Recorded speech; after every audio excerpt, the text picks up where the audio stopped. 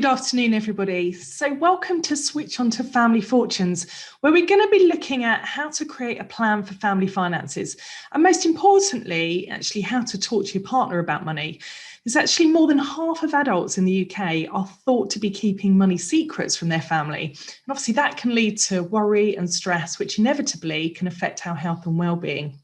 And issues with money can come up at any point in a relationship, when you're first dating, when you decide to move in together, when you want to start having kids, buying a house, or even later on when you're thinking about retirement.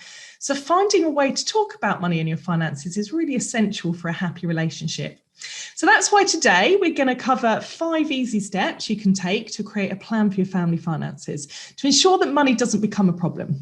We're going to be looking particularly at your spending and savings habits as a couple, as well as debt, and why it's important to set common goals along the way and to be open and honest about money. Now, as with any plan, step 1 is to start with the basics. And when it comes to sort of family fortunes and finances, that means 1, looking at and understanding at your partner's approach to money, then being honest about your financial history and debts, then discussing and agreeing money goals and working out, whether you should combine finances. And I'm going to take each of one of these basics in turn, just so that we can get that money foundation set.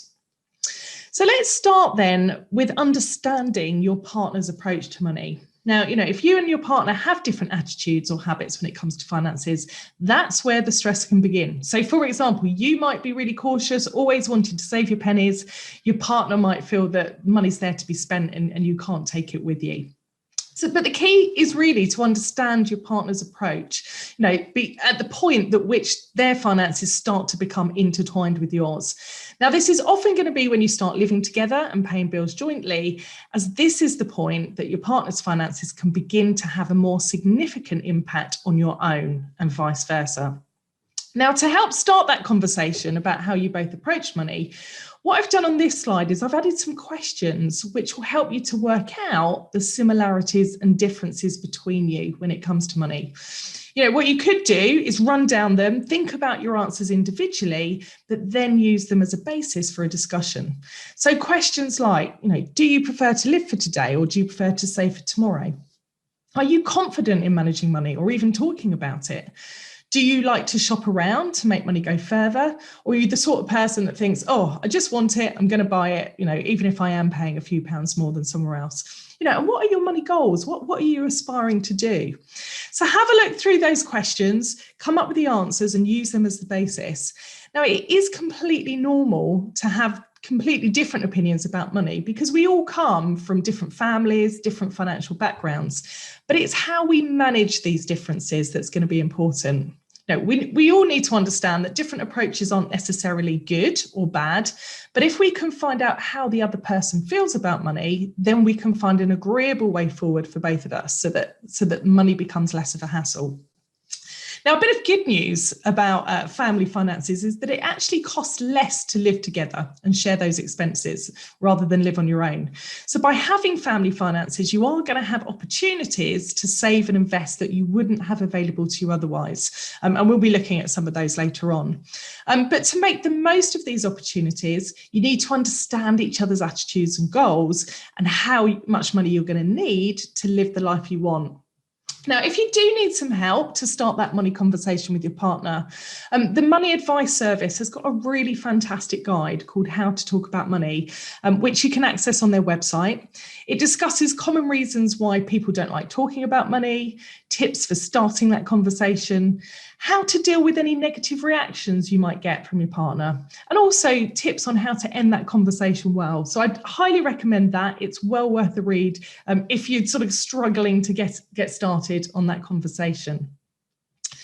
The next basic money rule when dealing with family finances is being honest about your financial history and particularly debts. It's often money secrets when found out by the other partner that can have the worst effect on relationships.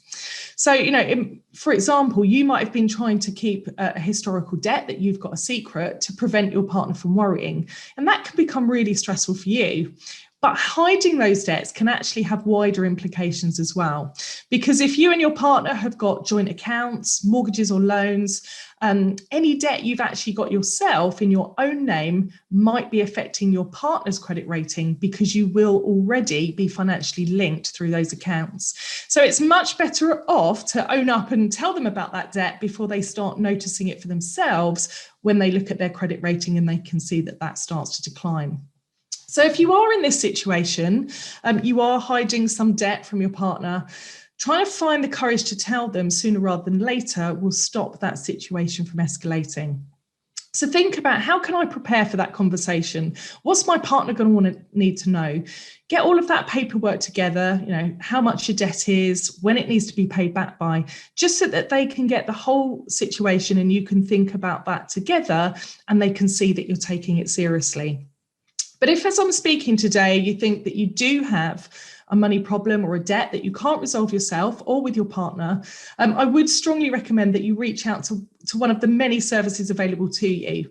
Now, of course, you can call the confidential support lines provided by the ICE Ben Fund or Support Network, and I'm going to be showing their details at the end of this session.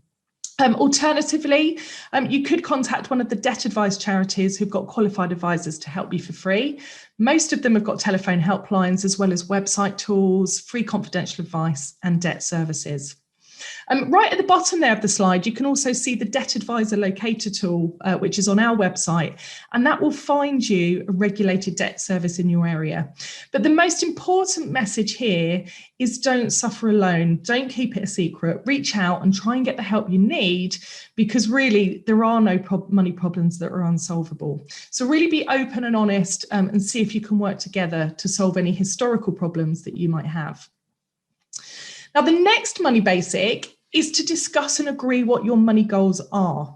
For example, one of you might want to spend money on going on a big holiday every year, but the other one might want to save for a house. And that's going to cause issues if you don't discuss it. So sit down together and think about what you both want to achieve in the short, medium and long term. So, for example, short term might be not spending more than you earn each month, or paying off an overdraft. Medium term, it might be that you're saving for that luxury holiday when we can all travel normally again. And long term might be, just as basic as agreeing the ages at which you wish to retire and how much you think you're going to need to save into your pension in order to achieve that age that you want to stop work by. And by sharing these goals and values about money, you can then decide together how much you need to save to achieve them, and then what's left over for you to spend now on yourself once all your essential bills are paid. And we're going to be looking at making that budget plan in a moment. But of course, these goals might change as circumstances change. For example, if your family grows, or if your family income dropped because somebody changed their job or you went on parental leave. But if you agree your goals where you are today, then you can just make adjustments to them as your life changes. Now, the last money basic I wanted to mention often comes up is whether you should combine finances as a couple or whether you should keep them separate. And mostly this is just a matter of personal preference, but I thought it would be helpful just to touch on the three main approaches that people take. So firstly, of course, if you wanted to, you could decide to combine all your finances. So that's where your income that you both earn goes into one bank account, and then all of the expenses are shared. Now, you might decide to have your own small accounts for personal spending, but on the whole, when you're combining finances, everything is shared in that one main account.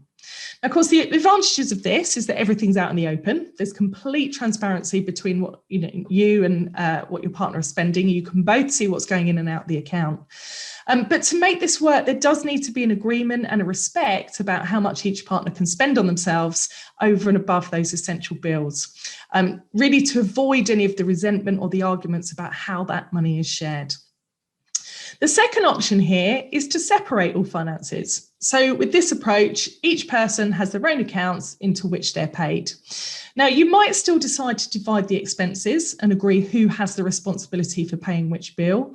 Some people might just divvy them up 50-50, or what you could do is look at how much each person earns and share them out according to how much somebody has. In some cases, where one partner might own the house, the other one might even want to pay rent to them. But on the whole, the accounts are separate. Now, of course, again, this is going to need reviewing regularly, because as you and your partner's income changes or expenses increase, you might need to change the arrangement. But in this case, once the agreed bills have been paid and savings have been put aside, you've then got your own money in your own account to spend as you wish. And this option is often chosen if, say, for example, one partner's got a bad credit history or a financial problem that might impact on the other partner's ability to get credit if your finances were linked together. Or this might be how you just start to sort out your finances when you first get together, but then move towards that joint finance situation as your relationship develops. Now, the third option here is the hybrid approach. Perhaps you'll have a joint account for household expenses and other shared goals like holidays or saving for a new car. And each of you contributes into that, an agreed amount to cover that, but then keeps the rest in their account separate. And again, this can be a situation where each person either contributes the same amount or you contribute a percentage based on your income. Or you might come up with another way to determine how much each person adds. Again, the important thing here is there is no right or wrong. The important thing is to agree between yourself an approach that you feel is equitable and fair, and that you carry on reviewing that as income and expenses change over time. So they're really the foundations to think about. They're the first things to address. So understanding your partner's approach to money, being open and honest to each other about your financial history and any debts you might have, then discussing and agreeing these money goals, and lastly, working out, should you combine finances? And if you're going to do that, how are you going to do it? And then once these foundations have been laid, it's then time to move on to step 2, which is to create that plan or budget. Now, to create a family budget, the first thing you need to do is work out how much income you have between you on a monthly basis. So that would be a combination of your work salaries, any state benefits you get, any income from investments, or maybe you've got a rental property that you get income from as well. So anything that you've got coming into the family, you need to note down. Then you need to work out your essential spending. And your essential spend is those bills that you absolutely have to pay in order to live. So that's going to be things like your mortgage or rent, your utility bills, any insurance, and then money for essentials such as food and travel. Once you've done that, then you can work out what your spend is for that non-essential stuff. Things like going out for meals, takeaways at the weekend, or the money that you spend on hobbies yourself. Now, I find the best way to do that, some of it I know off the top of my head, but I always go back over the last couple of months' bank statements, because you'll find all those little extras that you've forgotten about, those online purchases. It might be a Moonpig card, or it might be that trip to the local shop where you went for a pint of milk and you ended up spending £20. So go through your last couple of months' bank statements line by line and put that spending onto your budget plan so that you're not missing anything. Now, to help you do this, you could either use one of the budget planners that we've got available on the Better With Money website, and you can see the address there at the bottom. Or, some people might just want to write it in a list on a pen and paper, or you could download a budgeting app if you prefer. I was looking at an article by finder.com on the best budgeting apps that they recommended, and it was Mint and Wally, which I love that name, were the apps that came up that were highly recommended. Now, both Mint and Wally have free apps that you can use, but if you don't want to watch all the adverts, then they do have paid versions as well. But whatever method you use to record your income and your outgoings, really importantly, thinking about those one-off spends as well. How much are you spending on Christmas? How much are you spending on birthday presents across the year? Try and break those figures down into monthly figures. So, for example, if you spend £600 on presents and food at Christmas, divide that by 12 and budget £50 a month for it. Because by breaking down those costs into monthly figures, you'll get a really good picture of what you've actually got left at the end of each month to save or to go and have fun with. Now, when you're doing this, in order to protect yourself, to cover those unexpected costs, add a little bit extra into your budget. So a really easy way of doing this, first of all, round up the monthly bills and then round down your income. So for example, let's say that you earned £2,240 a month after tax. Just mark that down, round it down, put it down as 2,200. But then the things that you spend, say, for example, your mobile bill is £37, just round that up and call it 40, because then it's building that buffer into your budget planning.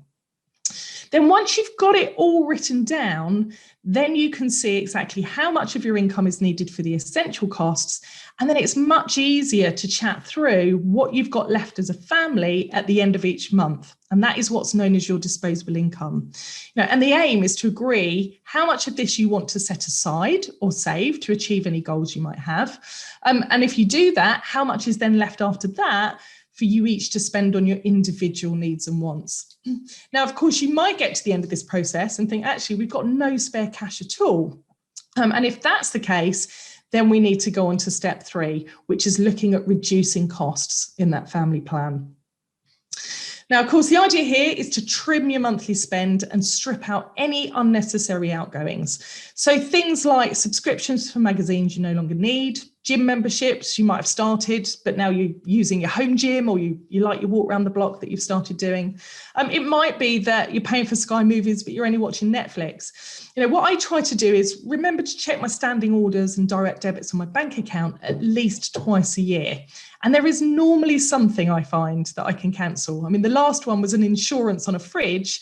I got it free for a year and then it flipped over to a pay deal, and 2 years later it's still there. So it's a reminder just to have a look through. Is there anything you don't need? Cancel that out. Once you've looked at those things, then start systematically working through your bills to see if you can get a better deal. I find the easiest way to do that is look at what I'm paying now with my current provider. Then I go onto a comparison website. So that might be USwitch or Go Compare, Money Supermarket, something like that. And just see the best price that you can get from any provider for the same service. Then what I tend to do is contact my existing provider and say, look, I've looked around the market. They've offered me a lower price. Can you match it? And often the providers will do that, but they'll only do it if you ask. They don't do it automatically. And the same goes for insurance, things like home and contents insurance, car insurance. Contact your insurer directly, ask for a better price, or see if you've got any extras on the policy that you don't need anymore. For example, you might get your car insurance cheaper if you're driving fewer miles this year, or if you no longer need key cover. I reviewed mine about 2 months ago, and I wiped £100 off my car insurance just by going to 2 other providers, getting quotes from them and going back to my existing provider. But do remember, when you're doing this comparison, there are companies like Direct Line, Aviva and Admiral who don't quote on comparison websites, so you will need to go to them directly. Now, if you're thinking, yeah, that's all very well, but I have way too much on my plate to be doing this regularly, don't worry. There are some companies out there that will do it for you. I've put 2 on the screen here, Look After My Bills and Flipper.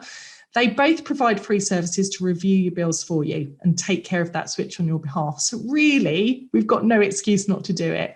If it's a choice of not doing it at all and using a switch provider, I'd strongly suggest that you take a look and see what they can do for you. The other thing here, number 3 on the slide, is also look at your food bill. Try to write a meal plan for the week and stick to it, because according to the Money Advice Service, 60% of people who make a plan will spend less on their groceries. And again, we've got food planners on the Better With Money website if you want to print them out, write them out, stick them on your fridge. But it's also worth looking at the food apps that can save you money. And there's just a couple I wanted to mention today.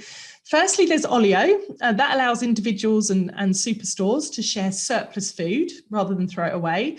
So let's say, for example, you've got an abundance of tomatoes that are popping up in your garden. If you're not going to eat them all, you can just add them onto the app, tell people where they can pick them up and they can come and get them from you. Alternatively, if you want to find food for yourself, just browse the listings available near you. And again, private message and arrange to pick that up. So that's the Olio app. The Too Good To Go one is slightly different. It isn't free food, but it is hugely reduced. Now, I live in Essex, and in our area, we've got a few pizza restaurants, we've got Costa Coffee, M&S and Morrison's that use the Too Good To Go app. So, for example, I can go on and I can get a Morrison's food bag for £3 that's got at least £10 worth of food in it. So as long as you're willing to experiment and use what's in there, you really can save money. And these apps are a really lovely way to reduce waste, they help others, and they reduce your food bill all at the same time to help you keep to that budget. But also make sure you're making the most of the cashback sites and the discount vouchers, things like Top Cashback or My Voucher codes. You might even find that you've got discount sites available either through your work benefits or through your bank account that you can take advantage of as well. But number 5 on here to reduce costs, really important. If you've got debts, look at how you might be able to reduce the cost of it. For example, if you've got an overdraft or credit card debts, you could be saving a lot of money just by consolidating them all onto a 0% credit card or a low interest loan. But the tip here is to check that you're eligible for a new credit card or loan before you consolidate. And you can do that by using one of the online eligibility checkers. Most of the providers have got them on their website, because if you don't do that eligibility check first and then you get turned down for that credit card or finance, it will go onto your credit file, and that might impact your ability to get credit in future. So just a few ideas here as to how you can start thinking about reducing those monthly costs and making small changes to your essential spend, because that can have a really big impact on the amount that you have to pay out each month. Now, once you've been through the family budget to see where you can reduce costs, step 4 is then to consider how you might be able to maximise income. And there are a few ways to do this. So firstly, check if you're entitled to any state benefits. The main one's universal credit. It's designed to help us with living costs if you're on a low income and you've got less than £16,000 in savings. Now, the easiest and quickest way to find out what state benefits you're entitled to is go to that Entitled To website, fill in the questionnaire about your personal circumstances, and it will tell you before you go on and apply at the gov.uk website whether you're likely to get anything. It's also worth seeing if you're eligible for grants that you don't need to pay back, particularly if you're in financial difficulty. The Turn to Us website allows you to search over 1,700 grants in your area, and that takes less than 5 minutes to do. So check out that website. Next is to check your tax code is correct and that you're not paying too much in tax. Now, the best way to do that is to set up your HMRC Gateway account on the gov.uk website. And it's a bit like online banking, but just for your tax. And what you do is you sign on, and then you can see what earnings you've got, the benefits that you've got, just to make sure that the taxman has got all the correct details for you. And once you've done that, you can check your tax code. Now, the standard tax code in England this year is 1257L, and that means that you can earn £12,570 this year before you pay any tax.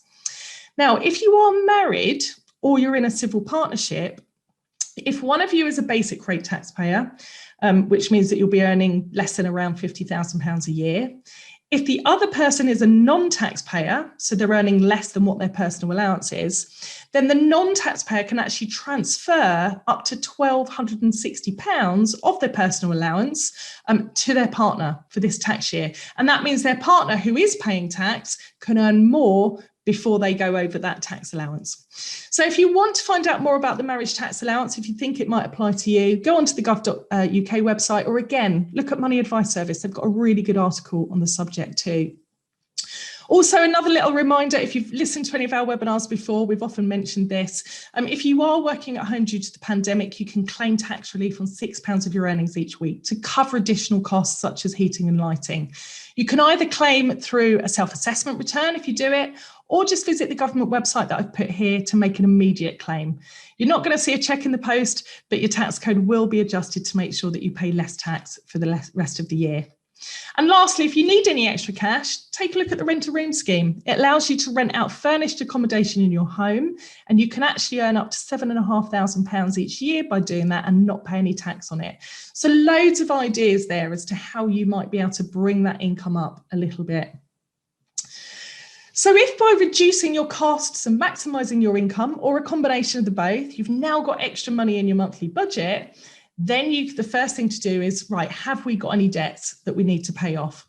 Because at the moment, while savings interest rates are so low, and by that best case scenario at the moment is around 0.5% you're getting on those savings, it is wise to pay off high interest debt first, such as overdrafts and credit cards, because it's almost guaranteed that the interest you're paying on your debt is more than you're earning on your savings.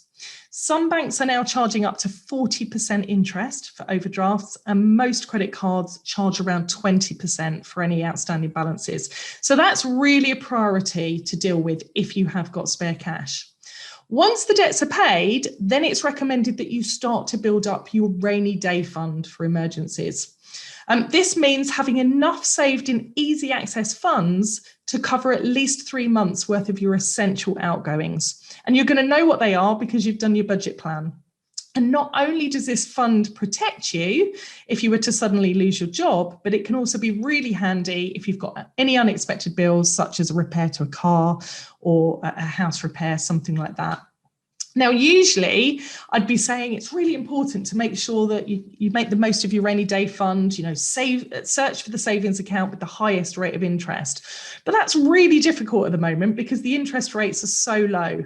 I had a little look and at the moment we can, with Atom Bank, they're offering 0.5% for easy access savings. That's one of the highest. There is no minimum you need to invest if you want that, and it's an app-based savings plan. But the most important thing with your emergency fund, one is that the value of that fund's protected, which it always is if you're investing it in cash in a bank account, but also that you can withdraw it instantly if you need it. If you haven't started that rainy day fund, just by putting small amounts in on a monthly basis as and when you can will mean that you'll soon build that up to give you that protection. Once you've got that emergency fund sorted, then it's time to think about those medium and long-term goals that you've spoken about with your partner so that you can align your saving strategy with those. So, for example, if you're saving for that luxury holiday or a house or even planning further ahead for retirement, these are the goals that we're talking about.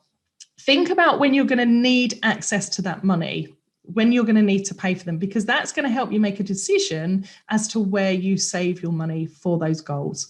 So, for example, if you are saving money for a luxury holiday in a year's time, you might want to consider a fixed rate savings account. And that is where you save each month, but you have to leave the money there for the fixed term without taking any money out in order to get the higher interest rates. So this morning I had a look. If you have got £1,000 that you can put into a 1-year fixed savings account, take a look at Aldermore. They are paying 1% at the moment, which is double the interest that you'll get on that easy access account. So that's looking at the sort of short term. If you want to save your money for the medium term, say 3 to 5 years, then you should consider an ISA. That's where you save your money in a cash account or you invest in stocks and shares. And the beauty of ISAs is that you pay no tax on interest or investment returns, and you can get the money out tax-free. And at the moment, you can invest up to £20,000 a year into an ISA. Now, if you are looking for your first home, then you might want to look at an ISA called a lifetime ISA. Anyone between age 18 and 39 can open one of those, and you can save up to £4,000 a year into it. The state then adds a 25% bonus on top to help you on that housing ladder more quickly. So if you put in 1,000, they'll add 250. And you can use that money for a deposit on any residential property that costs up to £450,000, as long as you've had that lifetime ISA for a month. If you do decide to take the money out for any other reason, you will pay a 25% penalty, unless you decide to leave it there for retirement from age 60. That's the only other thing you can do with it. Now, most of the major banks offer ISAs and lifetime ISAs, but just like any investment, you need to make sure that the fees you're paying don't outweigh the interest or investment returns you're getting. Some of the more popular providers include Moneybox or Nutmeg, because they have no setup fees and they've got low ongoing fees, but you do have to manage the accounts through their apps. I would strongly suggest that you look at the Money Saving Expert website for the range of providers for any of the accounts that you would like. But if you have got money that you can afford to keep invested for the long term, the most tax efficient way of saving is through your pension plan at work. You don't pay any tax on the contributions you pay in, the money grows tax free, and when you decide to take that money out in later life, you can have up to 25% of the pot tax free. Now, it's always worth looking to see if your employer will match any contributions that you pay to the scheme so that you can maximise the value from it. Now, all employers have slightly different rules, but let's say that your company will match up to 5% of contributions that you make. So you pay 5%, it's doubled straight away. And it doesn't actually cost you 5% of your pay because you're getting full tax relief. So if you're a basic rate taxpayer, it's only costing you 4% in your take-home pay. If you're high rate, it's a 3% contribution. But the most important thing about pensions is just trying to think with your partner, how much income are we actually going to need? Don't forget that if you've worked and paid national insurance for 35 years, you're going to be eligible to receive the full state pension, which is just over £9,000 a year each in today's terms. Now, there are guidelines that say if you want a moderate standard of retirement, so that's £50 a week on food, you want to replace your car every 10 years and you want a 2-week holiday every year, the average couple's going to need about £30,000 a year. And now between you, you're going to be getting £18,000 from the state pension. So you need to save enough to give you £12,000 a year. Now we've got a pension calculator on the Better With Money website. So you can go in and just work out how much you need to save based on your retirement goals. So that brings us really to the end of the webinar. If you follow the steps we've spoken about, it should give you a really good foundation to start building those family fortunes.